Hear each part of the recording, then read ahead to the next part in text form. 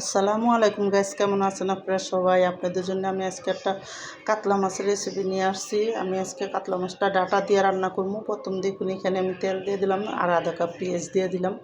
তো পেঁয়াজটা দিয়ে হালকা একটু পেঁয়াজটা যাতে একটু নরম হয়ে আসে, ভালো মতন পেঁয়াজটা একটু লাড়াচাড়া দিয়া সুন্দর মতন একটু বাইঙ্গা দিলাম। তো বাইঙ্গা পেঁয়াজটা যখন একটু হালকা নরম হয়ে আইব তখনই আমি এখানে মশলাটা দিব। তো দেখুন পেঁয়াজটা ভালো মতন লাড়াচাড়া দিয়ে দিলাম। দিয়ে যখন দেখুন হালকা হয়ে আইছে, পেঁয়াজটা হালকা হালকা নরম হয়ে আইছে, তখন আমি এখানে 2 চামচ আদা রসুন বাটা দিয়ে দিলাম। আর লগে এখানে এখন এক এক করে সব মশলাটা দিয়ে দিব। তো স্বাদ মতো লবণ দিয়ে দিলাম 1 চামচ, বইরা 1 চামচ লবণ দিয়ে দিলাম। আর লগে এখানে এখন মশলা দিয়ে দিব।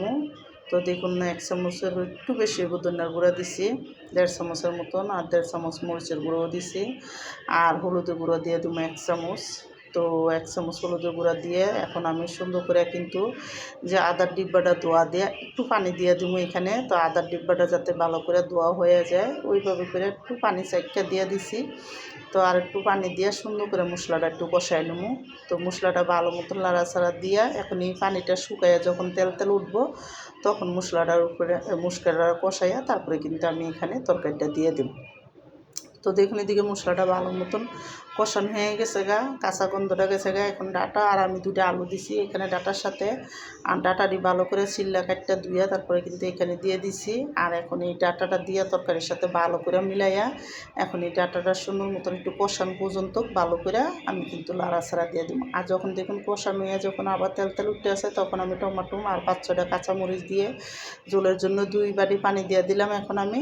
তো এদিকে ডাটাটা দেখুন সুন্দরভাবে সব কিছু দিয়ে ওই চুলায় দিয়া আমি কিন্তু এইদিকে ফ্রাই প্যানটা বসাইয়া এখন আমি এদিকে মাছটা ভাজবো। তো আমি মাছের মধ্যে দেখুন মাছটা ধুয়ে 1 চামচ হলুদ দিয়ে দিলাম, আধা চামচ মরিচের গুঁড়া দিয়ে দিলাম, 1 চামচ লবণ দিয়ে দিলাম অল্প অল্প করে দিয়ে কিন্তু মশলাটা ভালো করে মাইখা এখন মাছটা ভাজিয়ে নেব।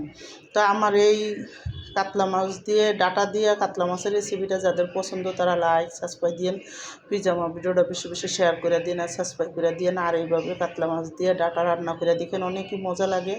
তো দেখুন আমি এদিকে মাছটা দিয়ে দিছি, যখন মাছটা সুন্দর করে একটা ফিট লাল হয়ে গেছে ভালো করে তারপরে কিন্তু আমি উল্টাই দিছি। আমি আজকে একটু কড়া ভাজা দিয়ে মাছটা রান্না করবো। তো দেখুন এদিকে ভালো করে একটা ফিট পুরো ভালো মতো লাল হয়ে গেছে, পরে মাছটি উল্টাই দিছি। এবারে এই মাছটি উল্টাইয়া এখন কিন্তু দেখুন কড়াইয়ের মধ্যে দিয়ে দিছি তরকারির উপরে। আর দিয়ে যখন একটা বলক আইছে আমি কিন্তু এখানে ধনিয়া পাতাটাও দিয়ে দিছি। তো ধনিয়া পাতাটা দিয়ে আরেকটু ঝোলটা শুকানো পর্যন্ত আমি মাছটা রান্না করবো, যাতে আরেকটু ভালো করে ঝোলটা শুকায় যায়, হালকা হালকা ঝোলটা শুকায় ভালো মতন, তারপরে কিন্তু মাছটা উঠাই দিন। এই দেখুন আমার মাছের ঝোলটা কিন্তু ভালো মতো শুকায় গেছে, এখন আমার মাছ রান্নাটা শেষ হয়ে গেছে।